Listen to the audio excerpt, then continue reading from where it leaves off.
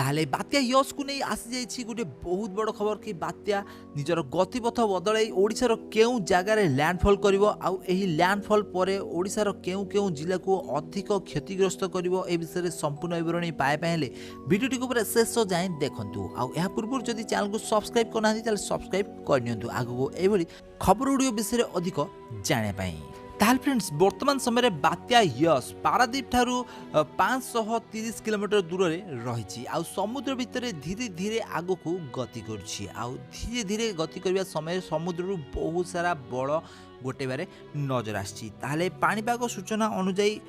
एही बात्या यश ओडिशार बालेश्वर रे बालेश्वर उपकूलवर्ती अंचल रे लैंडफॉल करिवो आउ एही समय रे पवनर बेग प्राय 180 रु 190 किलोमीटर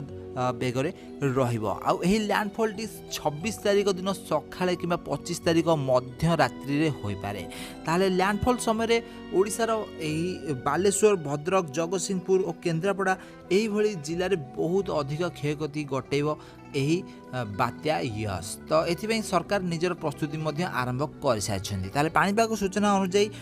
25 तारिख संध्या बेलू अति प्रबल वर्षा आरंभ होइजिबो ओडिसार सबु जिला गुड़िक किंतु वर्तमान समय ओडिसार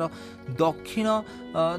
साइड रे जो जिला गुड़िक रही जहाँकि मयूरभंज और कोरापुट ओडिसार दक्षिण भागर जिला गुड़िक धीरे धीरे वर्षा होगा आरंभ हो गलानी आ ओडिसार बहुत सारा स्थान रे धीरे धीरे वर्षा और धीरे धीरे पवन बढ़िया आरंभ हो गलानी। तो फ्रेंड्स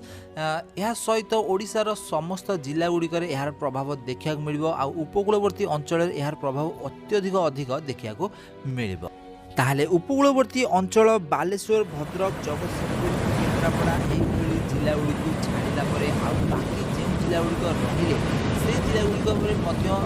बात्या यशर प्रभाव जिला गुड़िक सब भद्रक बालेश्वर जगतसिंहपुर केन्द्रापड़ा यही अंचल तो पाखापाखि 180 किलोमीटर बेगर पवन बहिब किंतु यह छड़ा आउ बाकी जितक सब